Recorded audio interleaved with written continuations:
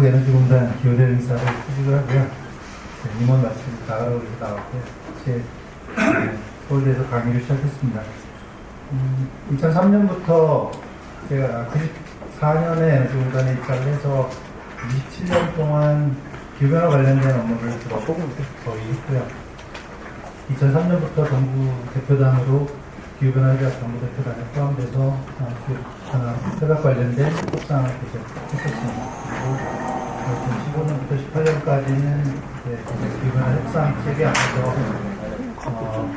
아시아 대표로 성장개발체제라고 하는 온실가스 감축을 위한 투자 사업에 관한 전반적인 감독을 하는 위원 하나의 감독기관에 조금만 잘 이상인 집행위원으로 있었습니다. 오늘 말씀드릴 거는 기후변화 관련해서는 너무도 뉴스에 사실 많이 나와서 많이들 아실 거라고 생각합니다. 요즘 날씨가 좀 이상하면 거의 기상캐스터들이 이유가 뭐냐, 거의 기후변화 때문이다 이렇게 설명을 하죠. 맞기도 하고 틀리기도 합니다. 기상에 관련된 인자들이 너무 많아서 사실 쉽지 않은 분석이긴 합니다만, 기후변화 때문에 발생하는 일들이 너무 많다고 지금 분석되고 있고요. 저는 사실 기상학자가 아니기 때문에 기후변화가 정말로 일어나느냐 이런 문제에 관해서는 기상학자들이 연구해 본 말을 그대로 말씀을 드릴 거고요. 저는 기후변화 협약이라고 하는, 기후변화와 기후변화 협약은 좀 다릅니다. 기후변화는 기상현상으로 이제 우리가 실제로 나타나는 기후의 문제거든요. 기후변화 협약은 그러므로 우리 인류가 어찌 해야 된다라고 하는 국제협약을 맺은 것이고, 우리나라도 국회에서 기준을 했으니까 국제협약이 국내법과 같은 효력을 가지게 되는 그런 상황에 관해서 말씀을 드리려고 합니다. 내용을 일단 기후변화와 기후변화 협약에 관한 말씀을 잘 드리고요. 기후변화 협약이 뭘 하려고 하느냐, 그래서 어떻게 바뀌어가느냐, 그리고 어떤 책임을 지고 어떤 행동을 해야 할 것이냐 이런 식으로 말씀을 드려보겠습니다. 기후변화가 실제로 일어난다고 생각하시나요? 네. 많은 분들이 사실 그런 기상 캐스터들의 영향으로 사실을 많이 받아들이고 있는 것 같습니다. 사실 기후변화가 실제로 일어나고 있느냐에 관한 자료들은 인간이 온도계를 발명한 이후로 이제 온도를 측정하면서 알게 됐을 것 같습니다. 그 이전 것들은 이제 여러 가지 고기후, 영양기후 다양한 연구들을 통해서 그 당시에 온도가 얼마였는지 그래서 옛날이라면 꽤 오래 전입니다. 저는 자원공학을 해서 대략 지구의 나이를 45억 년으로 보고, 제가 하고 있는 분야에서는 시간에 관한 연구의 허용 오차가 100만 년쯤 됩니다. 몇 억 년 플러스 마이너스 100만 년 이런 식이 이제 그러니까 최근 몇 년은 다 허용 오차를 가지고 사실 짧은 기간이긴 합니다.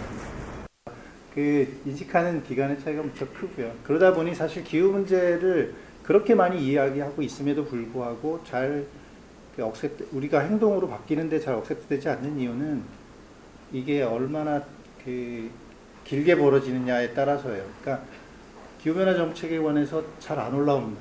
어디에도 잘 안 나와요. 왜냐하면 사회적으로 너무 많은 당장 급박한 주제가 너무 많기 때문에, 제가 업무를 하기 위해서 이제 기획예산처에 예산을 내전에 따라가면 거기 이제 담당 예산 주는 분이 그러잖아요. 지금 이 동네에 다리를 놓는 것보다 그걸 하는 게 더 빠른 이유를 더 급한 이유를 설명해봐. 이거 되게 어렵거든요, 실제로. 워낙 천천히 벌어지기 때문에 과연 내가 행동을 해야 하느냐 이런 문제에 관한 이제 천천히 조금 이런 현상이 이제 되게 많았죠. 근데 어쨌든 기후는 계속 이렇게 이제 변해왔다고 생각을 하고요. 이게 자연적으로 아마 인간의 어떤 특정 활동이 없었으면 이렇게 갔을 거다라고 예상을 하고요. 인간의 활동 때문에 이렇게 됐을 거다라고 이제. 근데 이게 벌어지기 시작한 게 대략 이제 이런 차이가 조금씩 벌어진 게 1850년대 산업혁명서부터입니다. 그러니까 그때부터 얘기가 됐고요. 기후변화라는 게 일어날 거다라는 예상은 1900년 이전에 화학자가 이미 했습니다. 사람이 저렇게 많이 석탄을 쓰기 시작한 게 산업혁명이니까 사람이 석탄을 저렇게 많이 쓰면 분명히 나중에 문제가 발생할 거다는 걸 1900년 이전에 화학적으로 계산을 해서 예측을 했었어요. 그런데 뭐 그때는 아무 생각들이 없었죠. 근데 이제 점점 기상을 이제 자료가 축적되니까 실제로 차이가 있구나. 자연적으로 가는 것과 인간의 활동 때문에 벌어지는 게 차이가 있구나 하는 것들을 이제 했고요. 이런 자료를 가장 많이 제공한 나라는 당연히 미국입니다. 왜냐면 뭐 당연히 돈 많고 전 세계에 여러 기상관측 기지도 있고, 그래서 미국이 자료를 제공해서 기후변화 협약이라는 데까지 사실 간 거예요. 미국은 안 한다고 했었죠. 경제적인 이유 때문에 이제 안 한다고 했었는데, 우리나라도 이 노란색 부분을 예전에 분명히 초등학교 때 그렇게 배우셨죠. 국민학교 때. 우리나라는 아열대 기후, 온대 기후 지역이다. 지금은 아열대 기후라는 걸 그냥 당연히 받아들이고 있고요. 제주도 같은 데서는 그냥 그 농사 짓는 분들한테 제주도청에서 아열대 작물들 이제 농사 지으라고 권합니다. 농법도 가르치고요. 그래서 이제 전체적으로 그냥 바뀐 거고요. 지금은 남해안 밑에까지 됐지만 이 상태로 지속되면 2100년대 가까이 가게 되면 남한 전역은 다 아열대 기후로 바뀔 거다 이렇게 예상을 하고 있고요. 뭐 잘 아시는 걸로 이제 사과 같은 건 주산지가 대구쯤이라고 다 배웠습니다. 지금은 충주쯤으로 올라가 있고요. 2050년쯤 되면 사과를 남쪽에서 생산하기 어려울지도 모른다. 날씨가 더워져서 휴전선을 넘어가게 될 가능성이 있다. 이렇게도 얘기를 합니다. 그러니까 이런 것들이 아주 천천히 변화하고 있는 그런 상황입니다. 그래서 해수면도 올라가고 있고요. 근데 빙하 같은 게 많이 녹으니까 해수면도 올라가고 있고요. 충격적인 사실은 전 세계에서 해수면이 가장 많이 올라간 게 제주 앞바다입니다. 해수면이 제일 많이 올라갔고요. 그다음에 온도 편차도 생기고 있고, 그게 이제 우리가 보통 이산화탄소라고 하는, 우리가 그냥 탄소라고 부르는 것들이 사실 석탄이나 석유, 가스의 가장 주성분이 탄소고, 탄소를 태워서 이산화탄소로 바뀌는 과정에서 나오는 에너지로 인류 문명이 지금 살고 있는 거죠.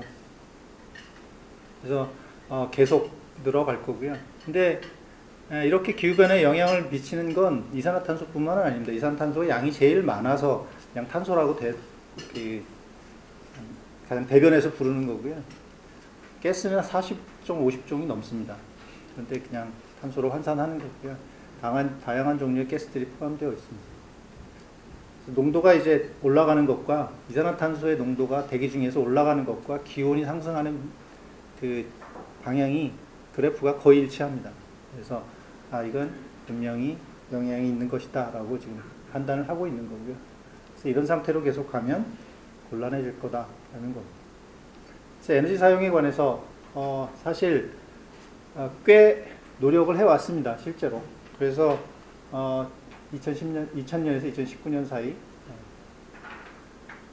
상황을 보고 맨 뒤에 이제 2014년에서 19년 사이를 보면 석탄도 다 조금씩, 근데 석탄 대신, 석탄이 워낙 그 가장 탄소 성분이 많거든요. 반면에 이제 천연가스는 그 석탄에 들어있는 탄소 대신에 수소가 좀 들어가 있어서, 사실은 수소는 타면 물로 바뀌니까 여기서 이쪽으로 이제 연료를 많이 바꾸고 있는 중인 거죠. 그리고 원전 그대로 유지하고 있고, 이제 신재생이 늘어나고 있습니다. 빠른 속도로 늘리고 있는 거죠. 그건 뭐 CO2 배출량과 일치하고 있습니다. 문제는 선진국들은 꽤 노력하고 있고요. 계속 내려가고 있죠. 실제로 이 파실 퓨얼이라고 하는 화석연료, 석탄, 석유, 가스 이 세 가지 사용량이 실제로 줄여가고 있고요.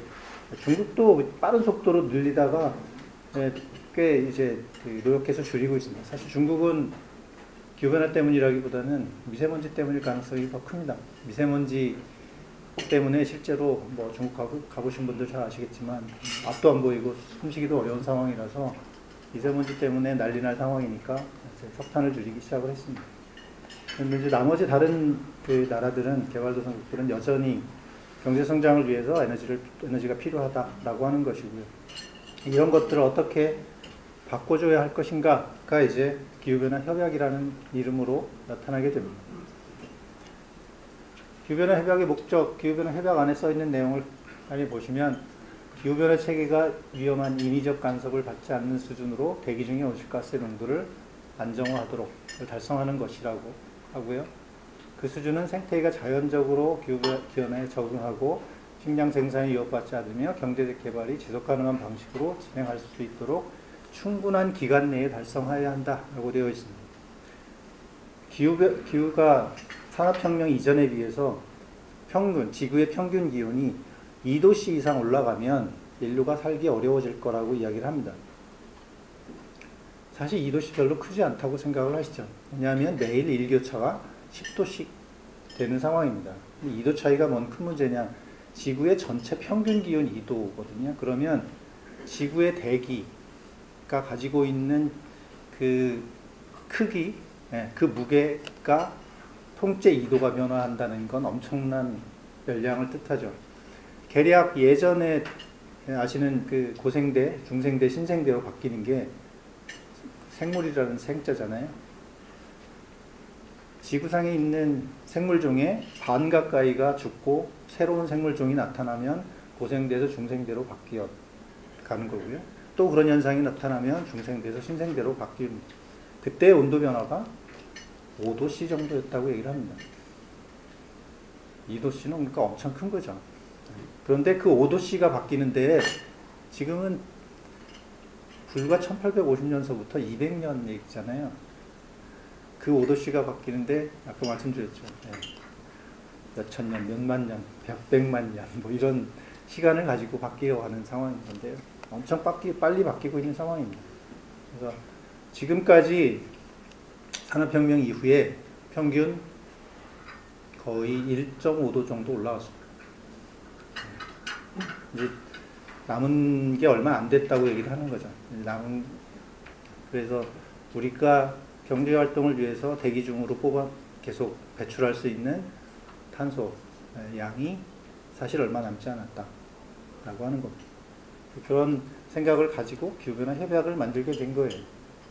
그래서 어쨌든 이분이 말씀하시길 앞으로 50년 내에 인류가 맞닥뜨릴 것 중에 제일 큰 게 이런 문제들이다. 10가지다. 그런데 에너지, 물, 식량, 환경, 빈공, 테러 및 전쟁, 질병까지 거의 기후변화와 관련이 있다고 얘기합니다. 뭐 요즘 그 코로나도 기후변화 때문에 이제 왔다고 하는 그런 부족도 많이 있죠. 그리고 앞으로도 계속 또 다른 형태의 전염병이 이제 기후가 바뀌면서 계속 인간을 위협할 거다. 이런 얘기를 하고 있죠. 테러 및 전쟁도요. 특정 지역에 이제 기후가 변화해서 농사를 짓기 어려워지면 약탈을 할 수밖에 없습니다. 그러니까 옆 동네에 침범을 하거나 이제 싸울 수밖에 없는 거죠. 그런 일들이 실제로 벌어지고 있고 아프리카 같은 데 되게 많은데 상당 부분이 기후변화 때문에 문제가 발생해서 그런 그 내전 같은 것들도 발생하고요. 전쟁도 발생하고 있는 것으로 분석합니다. 아프리카 대륙 전체에 있는 호수 면적의 10%가 없어졌습니다. 지금 10% 정도가 줄었어요. 호수 면적이. 그 얘기는 그만큼 물이 없어졌다는 거고요. 물이 없어지면 농사 짓기도 어려워지죠. 근데 이게 그냥 계속 온도가 올라가느냐? 그렇지는 않습니다. 기후변화가 되면 극단적인 기후변화 현상이 더 많아질 거라고 얘기를 해요. 평균은 조금씩 올라가지만 상황은 더 더워졌다가 추울 땐 더 추워졌다가 가뭄은 더 심해졌다가 풍수에는 더 심해졌다가 비가 올 때 왕창 몰아오고 안 올 때는 더 많이 안 오고 이런 일들이 반복되면서 이제 온도가 천천히 올라간다고 하는 거죠. 그런 현상들이 계속 뉴스에 보도되고 있는 것들은 아실 겁니다. 그래서 기후변화 협약 뭐냐? 당연히 이제 인위적 온실가스 배출을 안정화하자고 했죠. 그러면 온실가스 어디서 나오냐? 아까 말씀드렸죠. 화석연료에서 나옵니다. 석탄, 석유, 가스에서. 근데 이거 석탄, 석유, 가스 계속 쓸 수 있느냐? 인류의 역사, 인간의 전체 역사를 보면 200년밖에 안 썼습니다. 훨씬 더 긴 시간 다른 에너지 쓰고 살다가 아주 짧게 화석연료 쓰고 있는 거거든요. 화석연료 계속 쓸 수 있느냐? 아마 잠깐 쓰고 지나갈 거다라고 아주 길게 보면 그렇게 말씀하시는 분들 꽤 많습니다. 어쨌든 환경해박에서 시작했는데요. 그러다 보니 지금 경제를 떠받치고 있는 에너지를 공급하는 수단이 화석연료고 그것에 대해서 이제 사용량을 줄이자고 하니까 당연히 경제 문제를 건드릴 수밖에 없게 됩니다. 경제적인 문제가 저절로 되는 거죠. 말은 온실가스만 줄이자고 하지만 저절로 경제 문제가 됩니다. 화석연료를 많이 쓰는 나라와 적게 쓰는 나라, 의존도가 높은 나라, 뭐 이런 것에 이제 당연히 문제가 됩니다. 그래서 각 국가별로 기후변화 협약에서 줄이는 목표를 내놓으라고 하고 있습니다. 그리고 이제 단순히 문제가 해결되지 않으니까 무역장벽이 출발합니다. EU에서 올해 작년에 이제 내놨죠. CBAM이라는 걸 얘기했어요.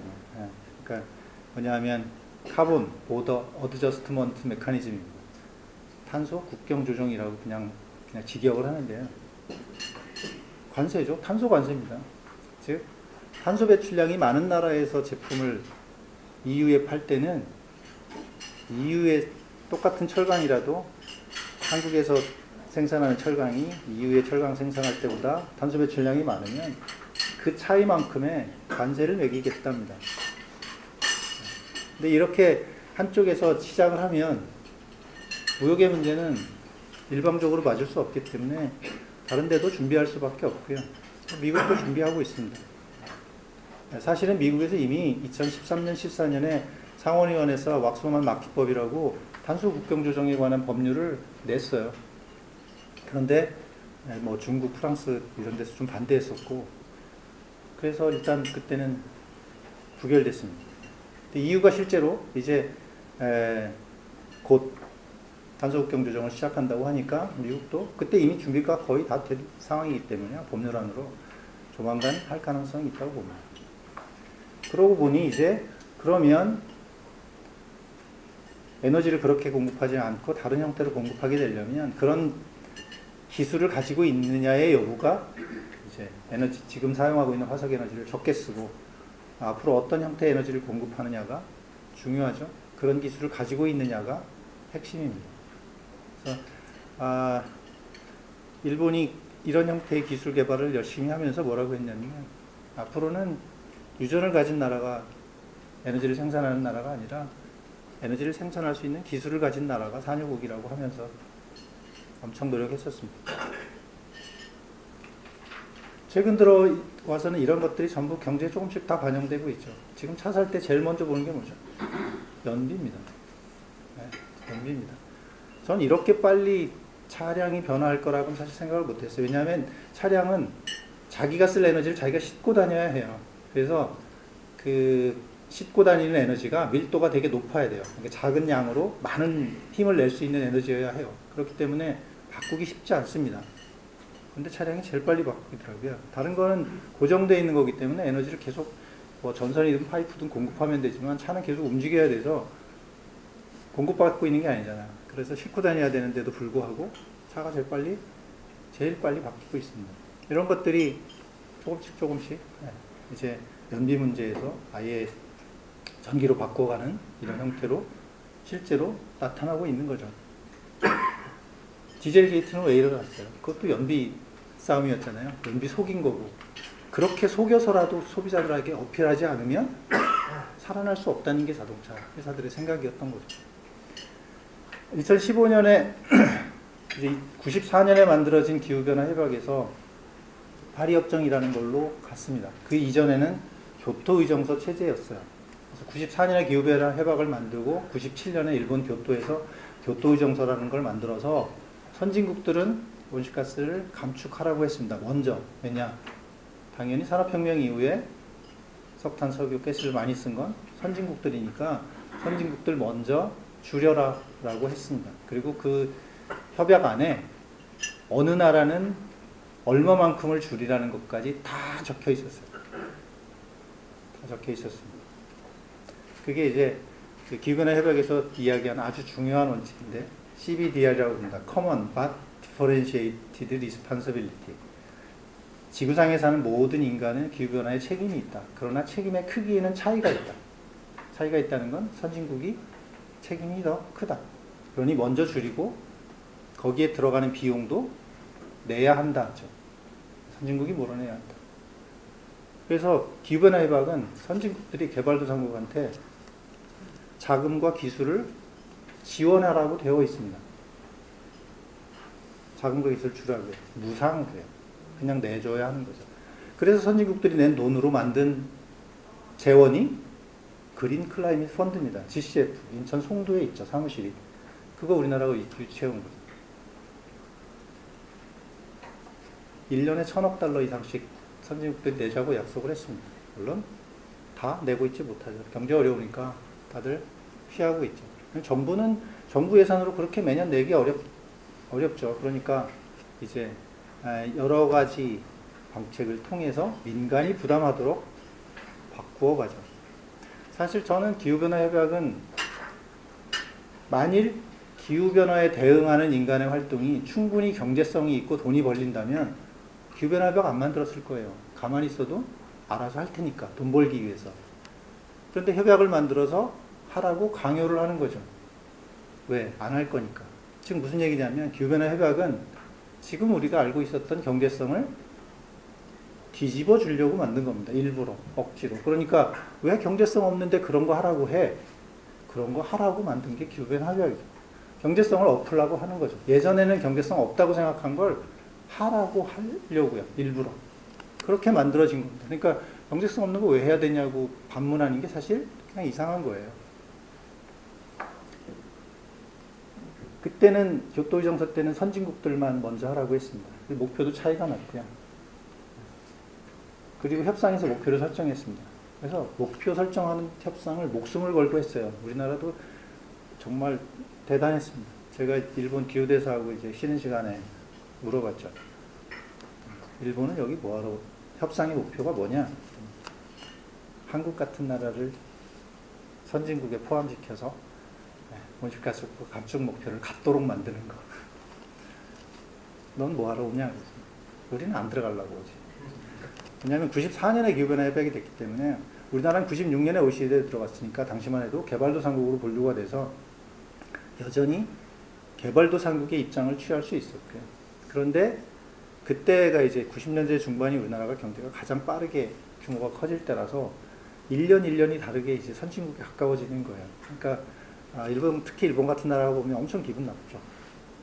지금 일본이 여러 그 측면에서 한국한테 따라잡혔다고 하는데 일본에서 말하는 몇몇 사람들은 교토의정서 때문에 그랬다라고도 말을 합니다. 교토의정서가 일본 교토에서 만들어진 건데요. 이때 이제 그 선진국들의 온실가스 감축 목표가 제대로 정해졌거든요. 일본 저거 지키려다가, 그리고 자기 나라 땅에서 만들어진 거니까 지키려고 노력하다가 그때 따라잡혔다. 뭐 이런 말을 하는 사람도 있습니다. 근데 기후변화 협상장에 가면 한 뭐 킨텍스 같은 정도 되는 큰 회의장에서 한 2만 명 정도, 정부 대표단만 한 3,500명씩 되는 한 40-50인치 되는 그 화면을 수십 개씩 걸어놓고 이제 회의장을 안내하죠. 2주간 하니까 뭐 어떤 의제 회의는 몇 시부터 어디까지 몇 회의실에서 열리고 이걸 종일 이제 안내해야 되는데 그 패널 모두 다 LG하고 삼성이 공급합니다. 모르는 사람들은 저게 어느 나라가 했는지도 모르죠. 아까 말씀드린 게 일본 대사가 저하고 얘기할 때, 그래서 한국은 아직 궤도기라고 생각하냐 그래서 우리는 그러고 싶지 그랬더니 주머니에서 핸드폰을 꺼내더라고요. 이런 걸 만드는 나라도 개발도상국인가? 이렇게 저한테 반문을 하는 거예요. 그러니까 이미 한국은 개발도상국 취급받지 않습니다.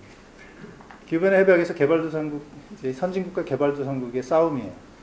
아까 말씀드렸지만 무상으로 재정과 기술을 주게 돼 있어요.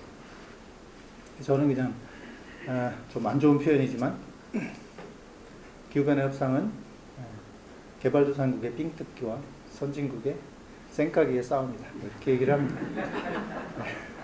이거 어떻게 하면 뜯어먹으려고 하고요. 대놓고 협약이 최대한 협상에서 이익을, 그러니까 그 지원을 받으라고 하니까요. 선진국은 주기 싫잖아요. 그래서 요번에 코로나 때문에 그 백신 만드는 특허에 관한 게 심각하게 문제가 됐었지만 기후변화에서 이미 기술을 주라고 했잖아요. 그래서 그런 문제가 있었어요. 기후변화 대응 기술에 대한 특허를 풀어라. 개발도상국이 선진국한테 그렇게 요구했습니다. 우리 아무나 쓸 수 있게 해달라. 그랬더니 선진국이 그건 못하겠다. 우리가 쓰다가 좀 지나간 기술들을 그냥 줄 수는 있지만 첨단 기술 같은 거 그 특허를 풀으라는 얘기는 협상하지 말자는 얘기냐. 우리 그럼 여기 문 닫고 나갈 거다. 뭐 이렇게까지 해서 결국 어느 정도 정리가 됐는데요. 그 기후 대응 기술을 특허를 이제 개도국들이 갖고 싶어 했고요. 지금은 이제 선진국들이 그렇게 모아준 돈으로 그 돈으로 선진국의 특허를 사서 개도국이 쓰고 싶어 해요. 사실 되게 웃기는 거죠. 선진국한테 돈 받아서 선진국의 기술을 사서 자기는 쓰겠다. 근데 어쨌든 이런 형태로 진행되어 왔습니다. 그런데 이게 2015년에 파리협정으로 바뀌면서 차별화된 책임이 이제 공동의 책임으로 더 중요하다. 왜냐하면 97년에서 2015년까지 사이에 개발도상국이 배출량이 무척 많이 늘었어요. 0순위 한국, 2순위, 1순위 중국. 그렇게 해서 이제 커진 나라가 어디냐? 당시 개발도상국이었는데 입장이 바뀐 나라. 한국, 중국, 인도, 멕시코, 브라질, 남아프리카 공화국. 이게 가장 빠른 속도로 경제 규모가 컸나. 그래서 그 개발도상국의 배출량이 무척 많이 늘었어요. 그래서 이젠 선진국만 해서는 곤란하다. 전 세계 모두 다 공동으로 다 하자. 이젠 뭐 누가 어떻게 하느냐가 중요한 게 아니라 정말로 행동한 효과가 나야 된다. 그러니 이젠 협상으로 목표를 설정하지 말고 각국이 상향식으로 자기가 자기 목표를 정해서 제출해라. 모두 다 이제 선진국 빼고만이 아니라 개발도상국까지 모두 다 하는 겁니다. 근데 그렇게 목표를 자기 보고 정하라고 하면 좀 줄이겠다고 하면 되잖아요. 그렇죠? 조금만 줄이겠다고 하면 경제적 부담이 적어지니까. 그래서 뭐가 생겼냐? 진전의 원칙이 생겼습니다. 이게 만들어낸 말인데요. NDC, Nationally Determined Contribution. 자기가 국가적으로 결정해서 기후변화에 기여하도록 한 Nationally Determined Contribution. 그런데 5년에 한 번씩 국가 목표를 유엔에 제출합니다. 5년에 한 번씩 주기적으로. 그때마다 전에 냈던 국가 목표보다 상향해서 내야 해요. 조금이라도 더 세게. 선진국들은 교토의 정세에서 협상에서 정한 목표를 출발점으로 해서 더 세게 내야 하고요. 개발도상국들은 처음 내는 것부터 시작해서 세게 내야 합니다. 계속 5년에 한 번씩.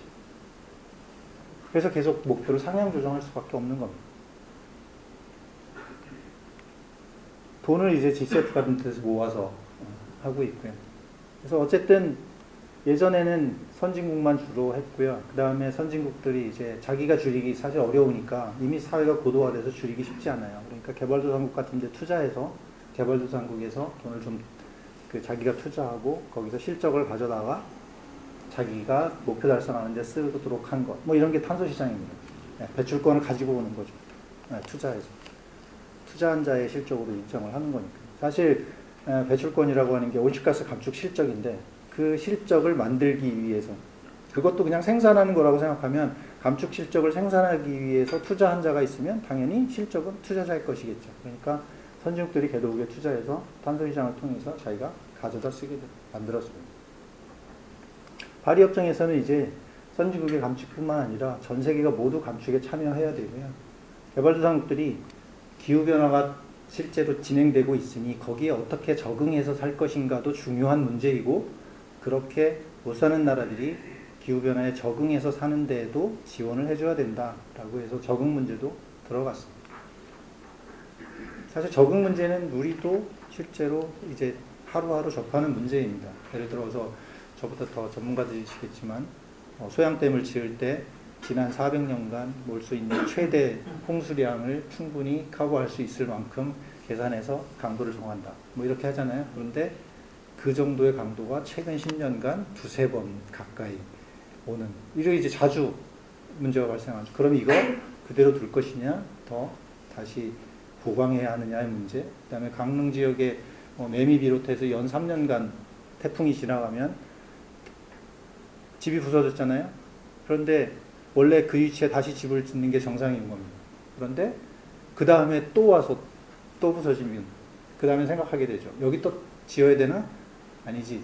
풍수해가 이제 더 이상 수해를 받지 않을 만큼 옮겨서 조금 높은 지대로 집을 옮겨 지어야 되나? 적응하는 거죠. 해안도로는 이대로 둬도 되나? 해수면이 올라가고 계속 해안도로가 침식을 받으면 해안도로는 여기 있어야 되나? 아니면 안쪽으로 좀 옮겨야 하나? 이런 적응을 위한 여러 가지 이제 아이디어들을 계속 내야 하는 거죠. 그런 것까지 전부 포함해서. 그래서 이행 수단으로는 돈과 기술과 캐퍼시티 빌딩, 개발도상국의 여러 공무원, 국민, 전문가들 교육도 시켜야 되고.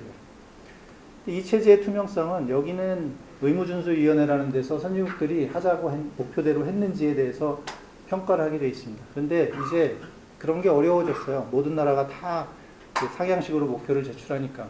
이렇게 된 이유는 사실은 미국하고 중국 때문입니다. 교토의정서가 기후변화 협약이 만들어지고 교토의정서가 만들어지는데 미국이 가장 많은 데이터를 제출했습니다. 그런데 미국은 교토의정서를 부결시켰습니다. 국회에서. 미국 상원에서 95대 0으로 깨졌습니다.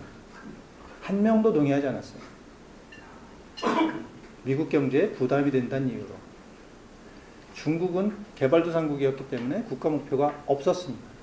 계속 석탄 사용량 늘리면서 경제 성장을 해왔죠. 중국과 미국의 배출량의 합계가 반이 넘습니다. 전 세계 배출량이. 두 나라가 반이 넘어요. 그런데 이제 여기서 미국은 빠졌죠. 부결시켜서 빠졌고 중국은 개도국이라 빠졌어요. 두 나라가 없이 남은 나라들끼리 해서 뭐 하겠어요. 그러니까 파리협정에선 어떻게든 중국과 미국을 넣어야 한다는 거죠. 어떻게든. 그래서 파리협정은 미국의 의회를 통과시키지 않는 대통령의 행정명령으로 가능한 수준으로 협약을 만들었어요. 그래서 여기는 의정서고 여기는 협정입니다. 조금 더 많아. 그러다 보니 미국이 교토의정서 때 부결시키고 아무것도 안 하고 있다가 연방정부 차원에서 아무것도 안 하죠. 트럼프 대통령 되고 제일 먼저 우린 기후변화가 탈퇴할 거야. 사실 파리협정이 만들어지고 바로 그 자리에서 캐리 국무장관이 바로 사인했거든요. 그런데 바로 대통령 바뀌면서 15년에 파리협약 했으니까 16년에 미국 대통령 바뀌고 이제 우리 못해 이렇게 바로 나선 거죠. 그래서 미국은 사실 연방정부 차원에서 아무것도 안 했습니다.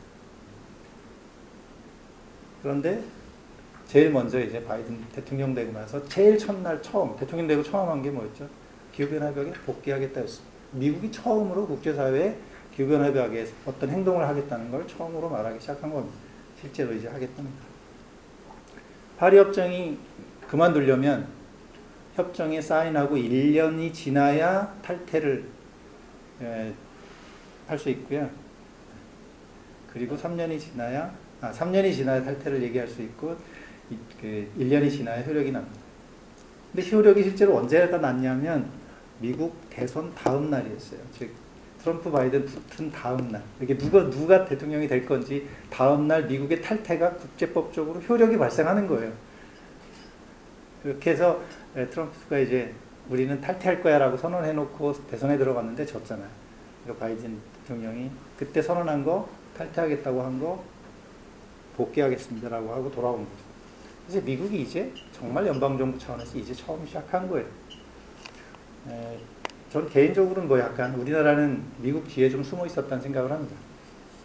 뭐 여러 가지 국제 관계에서 그런 측면이 꽤 있긴 하지만 기후변화 협상에서도 실제로 미국은 거부했잖아요. 교토정서 거부하고 파리협정도 탈퇴하겠다고 했고. 그러니까 우리도 가능하면 뭘 좀 안 해도 좀 덜하면서 지나갈 수 있지 않을까라는 기대를 좀 하고 있지 않았나라는 생각을 듭니다. 실제로는 이제 그렇게 되게 어려워진 상황이 이제 진행된 거죠. 우리나라의 위치입니다. 한국은 정말 개도국이라고 생각하고 좀 덜해도 되느냐 선진국에 비해서. 근데 지금 많이 바뀌었습니다. 초창기엔 정말 약간 개도국이라고 할 수 있었는데요. 지금은 1인당 탄소 배출량 이렇게 되고요. 제일 많은 나라 사우디, 호주, 미국, 캐나다. 사우디는 뭐 기름 생산하면서 쓴 나라니까 그렇게. 나머지는 큰 땅에 적은 수의 사람이 막 편안하게 쓰는 나라들이에요. 그 바로 뒤에 붙어 있습니다.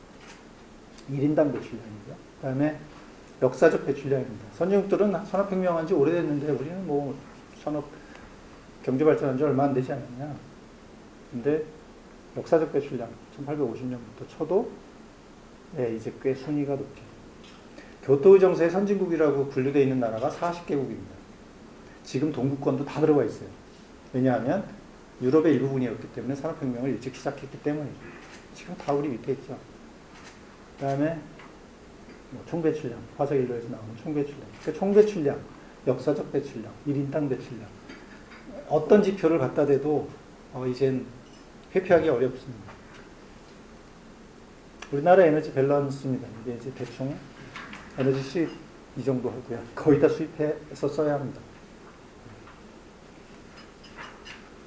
이만큼을 공급하면 이게 TOE라는 게 이제 톤 오브 오일 이퀴밸런트라고 해서 모든 에너지를 열량으로換算해서 원유의 1톤과 몇 톤으로 해당하느냐로 이제 바꾼 겁니다. 그러면 우리가 1년에 에너지를 총 공급하기를 3억 700만 톤의 원유를 쓰는 만큼의 에너지를 우리나라가 가지고 옵니다. 근데 그걸 이제 전환 손실에서 한 4분의 1쯤 날아갑니다. 예를 들어서 석탄을 전기로 바꿀 때 다 100% 이전되는 거 아니니까 바뀌어서 이제 4분의 1쯤 날아가고 실제로 4분의 3쯤 쓰게 됩니다.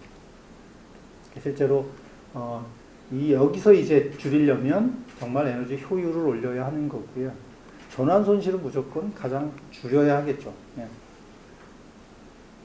에너지를 바꿀 때 그냥 원유를 가지고 와서 휘발유나 등유 이런 걸로 경유로 바꿀 때 이럴 때 이제 손실이 발생하는 건 최대한 줄여야 하겠고 어쨌든 이 두 영역에서 최대한 줄이는 게 목표일 거고 이건 에너지를 적게 쓰도록 하는 거고요. 근데 실제로 이제 온실가스 배출량을 줄이려면 당연히 온실가스가 덜 나오는 걸 처음부터 가지고 와야겠죠. 쓰려고 해야겠죠. 아직도 이제 그 화석연료 사용 비중이 이만큼 되고요. 원자력, 나머지 무연탄도 이제 사실 이제 연탄하고 같은 거니까 이건 무연탄하고 수력 신재생은 그나마 우리가 이제 내부에서 쓸 수 있는 거니까 이만큼 현재 이렇게 쓰고 있습니다. 그래서 온실가스 배출은 에너지 공급이 이렇게 된다고 말씀드렸고요. 실제로 이만큼 되고 있습니다. 에너지 부분이 우리나라 총 배출량의 87%. 그러니까 에너지 사용에서 다 거의 다 나오는 거죠. 그다음에 이제 기타 산업 공정에서 나오고요. 농업, 임업, 축산업, 그다음에 폐기물, 쓰레기 처리할 때 나옵니다. 그래서 에너지 부분에서 나누어 보면 에너지 산업, 뭐 정유, 그다음에 전력 생산, 뭐 이런 데가 이제 제일 많고요. 그다음에 제조업, 수송, 기타의 이제 가정산업 공공이 들어갑니다. 이게 뭐냐면 건물입니다. 건물에서 배출하는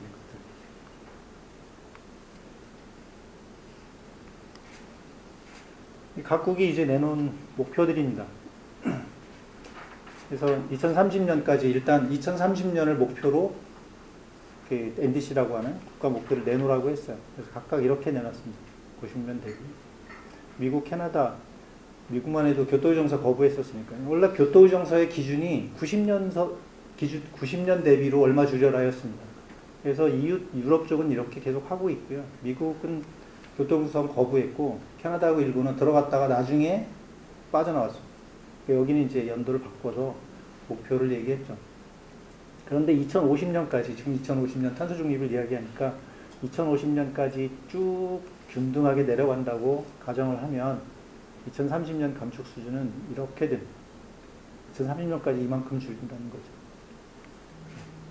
우리나라 그걸 이제 연도별로 연평균 감축률로 보면 우리나라가 그 2018년에 7억 2,700만 톤 배출했습니다. 전 세계 배출량의 1.7, 1.8% 뭐 그 정도입니다. 네. 2030년도까지 4억 3,600만 톤만 배출한다는 게 목표고요. 그러면 연간 4.17%씩 줄여야 합니다. 다른 나라들은 이 정도 연간 줄여야 합니다. 우리가 2배쯤 더 세죠. 왜냐하면 아까 말씀드렸죠. 선진국들은 어쨌든 교토의정서에서 국가 목표를 할당받았고 협상에 의해서 그걸 할 수밖에 없어서 뭔가를 해왔습니다. 우리는 이제 본격적으로 하니까 그래서 이제 뭐 기후 얘기하는 사람들이 그러죠. 선진국은 1990년부터 2050년까지 60년 동안 탄소 중립을 하는 과정에 우리는 이제 시작하니 2020년에 시작하니 남들은 60년에 하는 걸 우린 30년에 하는 거라고요. 그러니까 이제 남은 기간 동안은 똑같은 목표를 향해서 2배 더 세게 가야 하는 상황이 된 거예요. 더 어려워졌습니다. 미리 안 하는 바람. 뭐 부분별로 줄이자고 한 거예요. 전환이 이제 전력을 생산하는 부분입니다. 전기로 전환하는 거니까요. 전환 부분이 사실 제일 많이 줄이자고 되어 있고요. 산업 부분은 좀 산업체의 영향을 좀 더 적게 주려고 조금 덜 하는 걸로 되어 있습니다. 건물 사용량에서 줄이자고 한 건데요. 사실 건물하고 수송에 좀 많이 그 감축 목표를 부여한 측면이 있습니다. 약간 의도적으로 산업 부분을 퍼서 이쪽으로 좀 옮긴 거죠. 근데 사실 이렇게 달성할 수 있느냐? 생각보다 쉽지 않다고 하는 게 일반적입니다. 왜냐하면 우리나라 건물이 생각보다 오래 안 됐잖아요. 서양 애들 건물 엄청 오래 쓰잖아요. 반면에 우리나라는 빨리 리모델링하고 재건축하고 그래서 건물도 신기술 많이 들어가고 자동차도 엄청 빨리 바꾸죠. 그러니까 계속 좋은 차로 되니까 이게 줄이기 쉽지 않습니다. 농축수잔, 폐기물 소각하고 이런 데는 이제 상당히 많이 줄여야겠죠. 이제 수소 사용을 이제 통해서 하는 것도 있고요. 탄소라고 하는 건 어떻게 배출되는지 잘 모르지만 어쨌든 잡아야 할 것. 흡수원은 이제 나무를 심거나 하는 그 대기 중의 이산화탄소를 흡수하는 그런 역할을 나무 심어야 한다고 얘기하는 것들이죠. 그 다음에 CCUS는 굴뚝에서 나가는 CO2를 잡아서 땅속으로 원래 있었던 탄광이나 유전으로 다시 이산화탄소를 집어넣는 것을 이야기합니다. 그 다음에 구개 감축이 3,300만 톤인데 이게 우리나라 내부에서 줄이기 어려우니까 다른 나라에 투자해서 거기서 줄여서 우리 실적으로 하자라고 하는 것들로 다 포함되어 있습니다. 국내 감축 수단을 발굴하기 위해서 계속 노력할 겁니다. 어떻게든 어디서 줄일 수 있는 건지 찾아야 하고요. 그 다음에 보완적인 수단으로 해외에서 해갖고 올 것들도 이제 찾아야 합니다. 나가서 이제 열심히 그런 측면에서는 괜찮은 것도 있다고 생각해요. 뭐 어쩔 수 없이 줄여야 하고 목표를 달성하려고 한다면 국내 기업들이 외국에 가서 온실가스 감축하는 행위를 하면서 기업 이미지도 좋아지고 여러 가지 그 나라와의 네트워크 관계도 나아지고 다른 이제 무역 같은 데서 이득 같은 것들을 좀 볼 수 있으니까요. 약간 개독을 지원하는 그런 측면이 있기 때문에 목표도 달성하면서 개발도상국의 그 상황을 지원해주는 그런 측면도 가지고 있어서 그 목표를 좀 가지고 갈 필요가 있다고 생각합니다. 제가 이제 나눠본 겁니다. 온실가스 배출을 인수분해라는 걸 했습니다. 뭐 빌 게이츠가 얼마 전에 이렇게 세 가지만 해갖고 강연을 하던데 저한테 저작권 얘기도 안 하고 이렇게 나눠보면 이렇게 될 겁니다. 그렇죠? 인구는 정체하거나 좀 줄지 모르겠어요. 그렇죠? 우리나라가 앞으로 이건 엄청 늘리자고 하고 있습니다. 저 돈도 많이 벌고 싶잖아요. 인당 GDP. 그 다음엔 단위 GDP를 얻기 위해서 돈을 벌기 위해서 투입하는 에너지의 양, 톤 오브 오일 이퀴벌런트라고 아까 말씀드렸죠. 그 다음엔 단위 에너지에서 나오는 이산화탄소의 양이에요. 이걸 예를 들어서 우리가 지금 3만 이제 넘어섰는데 5만 되면 한 40% 늘어야 하잖아요. 40% 50% 늘어요. 제가 있었던 에너지공단이 이거를 낮추자는 회사였어요. 얘하고 얘를 이제 노력하는 거였는데 이게 가장 컸죠. 에너지를 절약하자였잖아요. 오일 쇼크 이후로 에너지 절약이 무척 정말 열심히 불 끄고 했잖아요. 이게 이제 똑같은 GDP를 얻기 위해서 에너지를. 우리나라 에너지 효율이 낮다는 얘기를 엄청 많이 합니다. 그렇죠? 외국에 비해서 낮다. 선진국에 비해서 낮다. 사실은 그렇지가 않아요. 이거 숫자를 보시면 이게 낮은 거예요. 그러면 얘를 더 써서 이게 그 에너지를 우리가 더 쓰고 있느냐, 똑같은 돈을 벌기 위해서 에너지를 더 쓰고 있느냐가 아니라 똑같은 에너지를 쓰면서 버는 GDP가 낮은 거예요. 예를 들어서 현대차하고 벤츠하고 차 한 대를 만들 때 에너지를 우리가 효율이 반밖에 안 된다고 하니까 독일에. 그럼 현대차가 차 한 대 만드는데 벤츠에 2배 에너지를 쓰느냐? 꼭 그럴 것 같진 않죠. 그게 아니라 벤츠의 평균 대당 가격이 현대차의 2배쯤 되잖아요. 그렇죠. 똑같은 에너지를 쓰고 2배 돈을 버는 거예요. 왜? 고부가치 제품을 생산하니까. 비싼 걸, 명품을 생산하니까. 그래서 실제로 이거를 저희가 에너지공단이 설립한 이래로 줄이려고 노력하지만 1년에 평균 2%쯤 개선돼요. 1 내지 2%. 엄청 어려운 거죠. 얘는 단기간에 4, 50%씩 늘어나고 싶은데 얘는 열심히 노력해봐야 1년에 1, 2% 줄어요. 지금은 이제 핵심적으로 이게 된 거죠. TCO2를 어떻게 줄일 거냐. 즉 똑같은 에너지를 공급해도 TCO2가 적게 나도. 만일 이게 제로가 되면 다 곱하면 제로가 되는 거잖아요. 그러니까 이제 에너지 효율도 매우 중요하고 절약도 매우 중요했지만 이젠 정말 CO2가 이산화탄소가 나오지 않는 에너지를 쓰는 게 정말로 중요해졌습니다. 저탄소 에너지원의 공급이 정말 중요해졌어요. 이걸 이제 달성하려고 하는 거고요. 국가적으로도 이렇고요. 이제 아까 잠시 말씀하셨던 것 중에 아리백 같은 경우에 이젠 요구하는 거잖아요. 삼성전자한테 뭐 애플이나 구글 같은 데서 우리한테 납품하려면 제품을 전량 신재생 에너지로 만들어서 가지고 와라 라는 겁니다. 그래서 SK그룹에서 6개 회사가 이미 아리백 선언하겠다고 선언했고 삼성전자는 선언도 못했습니다. 선언도 못했어요. 우리 현재 우리나라에서 생산되는 신재생 에너지 다 가져다가 삼성전자 쓰라고 해야 될 판이에요. 그래야 될지 안 될지 잘 모르겠어요. 사회적 요구사항이 생긴 거죠.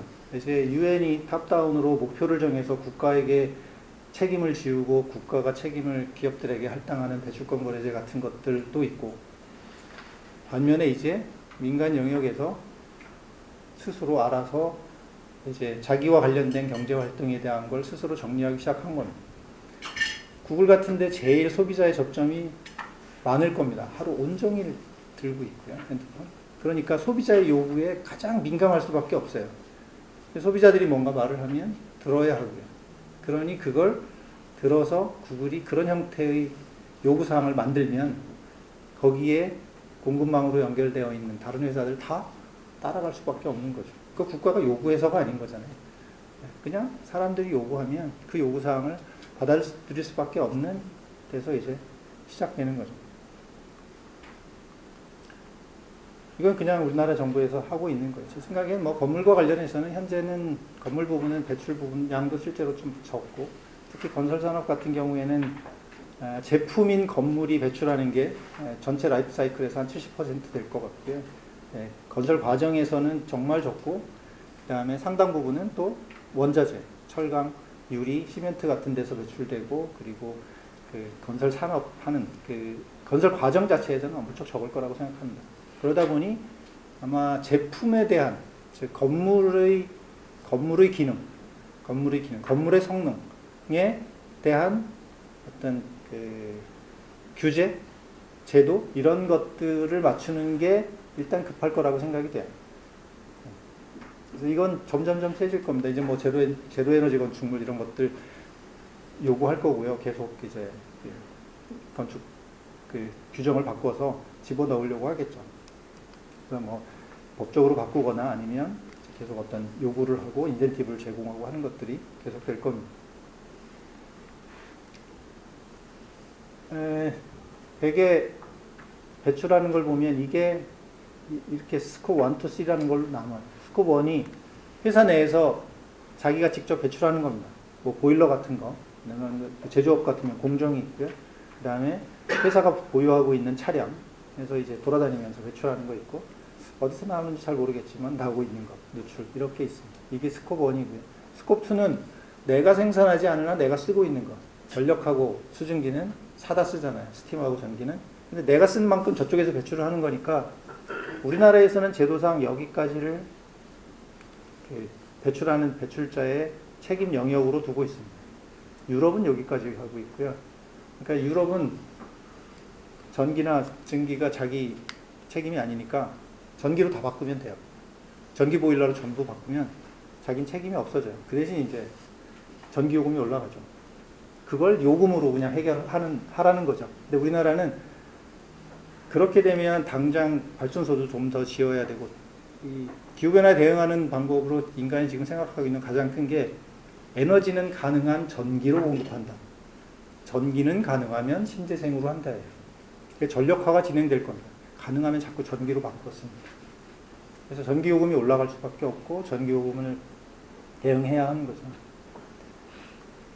어쨌든 이렇게 그건 그 나라의 성격에 따라서 정책 성격에 따라서 정리되는 겁니다. 우리나라 같은 경우 발전소 더 지을 장소를 찾기가 너무 어렵기 때문에 전기 사용량이나 수증기 사용량을 줄여달라고 사용자한테 요청하고 있는 거예요. 정책이. 그 다음에 기타 배출량은 이 두 가지를 뺀 나머지 전부 다입니다. 뭐 출퇴근, 출장, 사무용품 뭐 등등등 이제 전부 다 포함해서 이게 이제 배출량인데 이런 것들도 이제 스콥3도 줄여달라고 요청을 하고 있는 거예요. 유럽에서 탄소 국경 조정을 할 때 스콥 1, 2만 지금은 얘기를 하고 있고요. 스콥 3를 이제 언제 추가할 것인지에 대한 논의를 조금씩 하는 것 같아요. 쉽지 않습니다. 왜냐하면 계산이 잘 안 되니까. 스콥 3까지 관리하는 회사 있습니다. 전에 제가 들었는데 지금도 하고 있는지 모르겠어요. 삼성 테크유니언가에서 직원들이 아침에 차 타고 오는지 걸어오는지 자전거 타고 오는지 다 체크해서 어떻게 배출하고 있는지를 개인별로 통보하고 줄여달라고 요청하고 이렇게 하고 있다고 들었었습니다. 근데 뭐 그건 그 회사 나름인 거고요.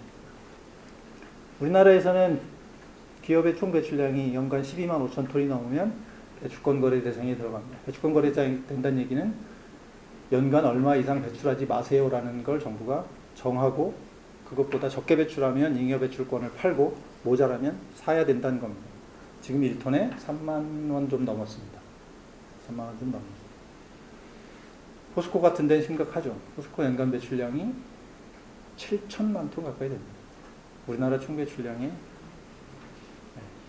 6%, 7%쯤. 엄청 심각하죠. 그 다음에 사업장. 사업장 배출량이 잘못 적었습니다. 앞에 일자 빼고요. 2만 5천 톤이 넘으면 전체 회사는 12만 5천 톤이 안 넘어도 특정 사업장이 2만 5천 톤이 넘으면 그 사업장만 배출권 거래 대상이 됩니다. 그거보다 좀 작아지면 목표관리 사업이라고 하는 그 온실가스 에너지 목표관리 사업이라고 하는 그 정책의 대상에 들어갑니다. 이건 이제 정부가 연간 몇 톤만 배출하세요라는 걸 다 정해주는 겁니다. 배출권 거래에 지금 한 730개 정도 들어가 있고요. 목표 관리에 한 400여 개쯤 들어가 있습니다. 이 두 개를 합치면 우리나라 총 배출량의 80% 이상을 커버합니다. 이 두 개 정책은. 배출권 거래만 가지고 한 80% 되고요. 요거 한 1, 2% 정도 될 겁니다.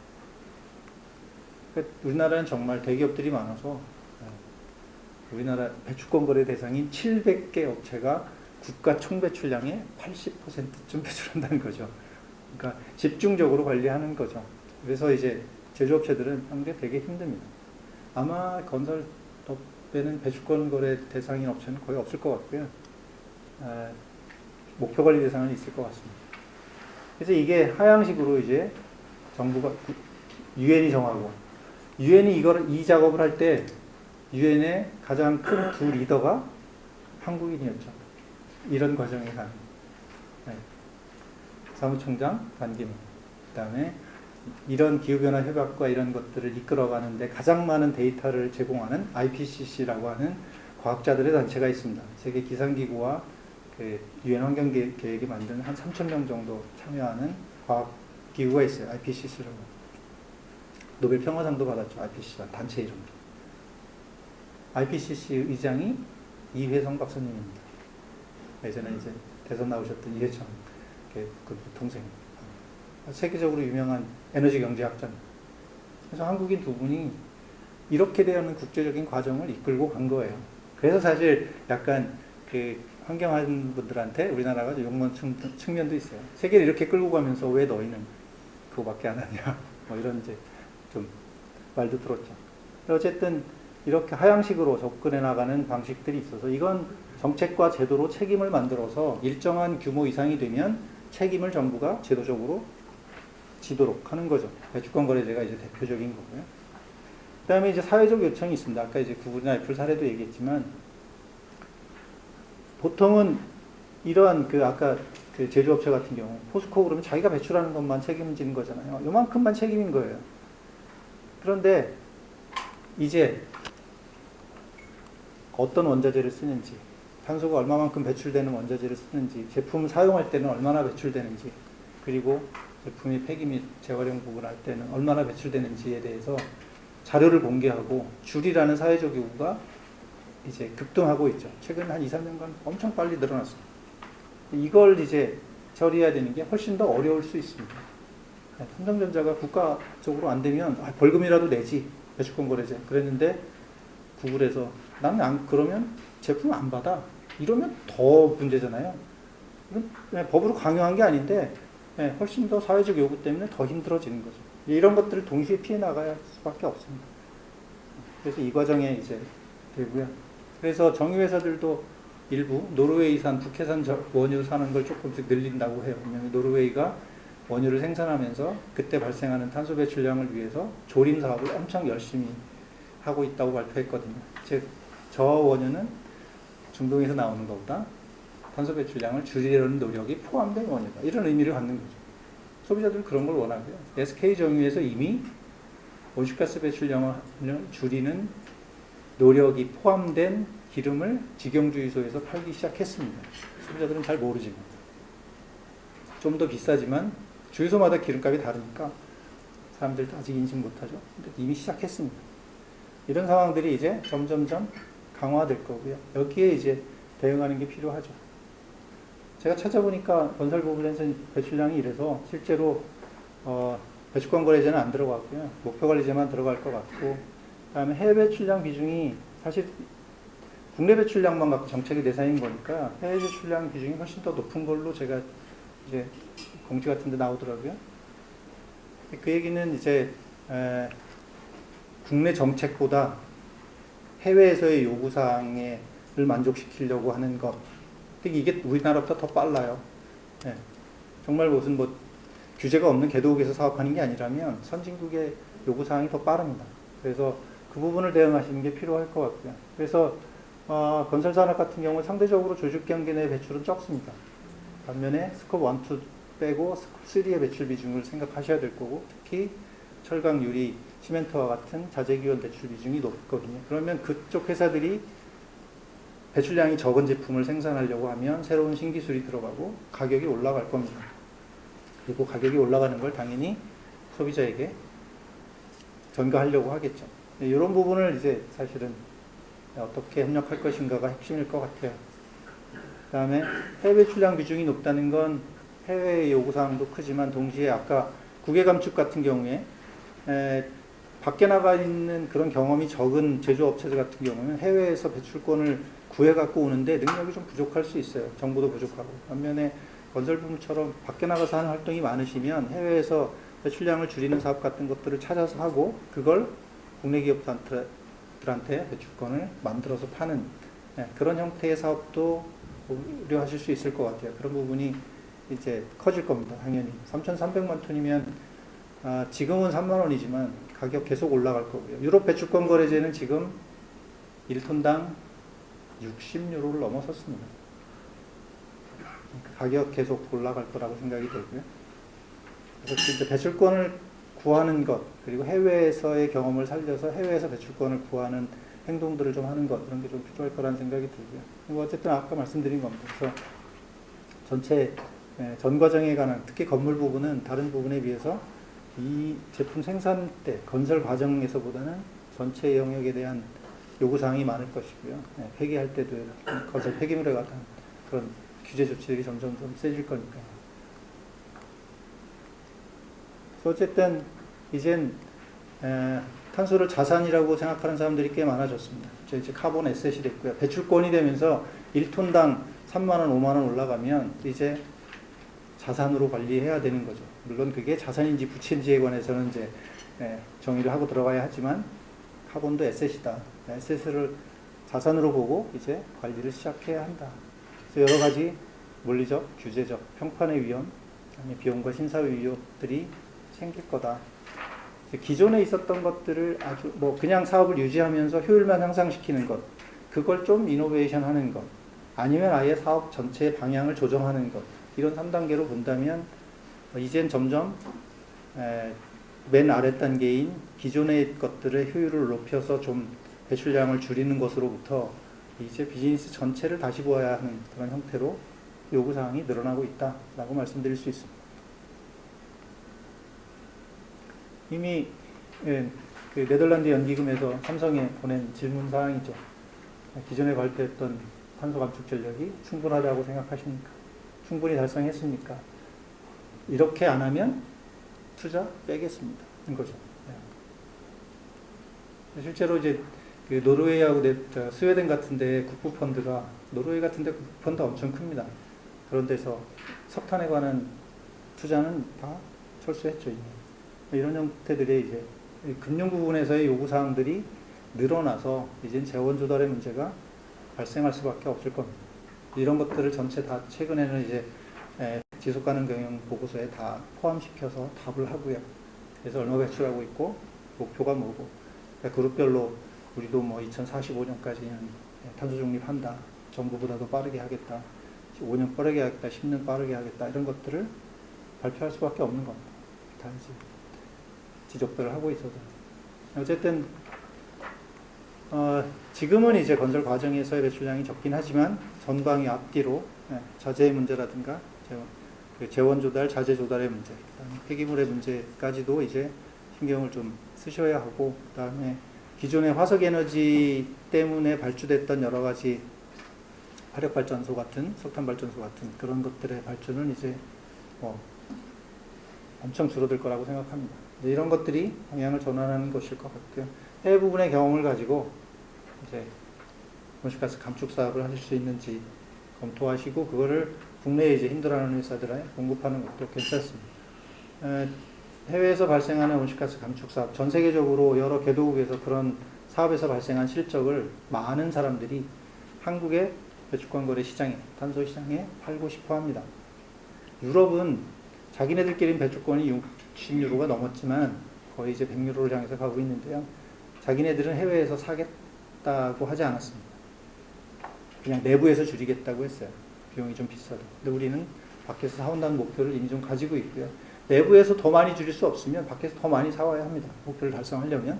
그러려면 밖에서의 공급에 관한 가능성 그리고 그걸 위한 노력도 좀 더 많아야 되고 역량을 가지신 분들이 좀 하시면 좋을 것 같습니다. 이상입니다. 너무 길어서 죄송합니다.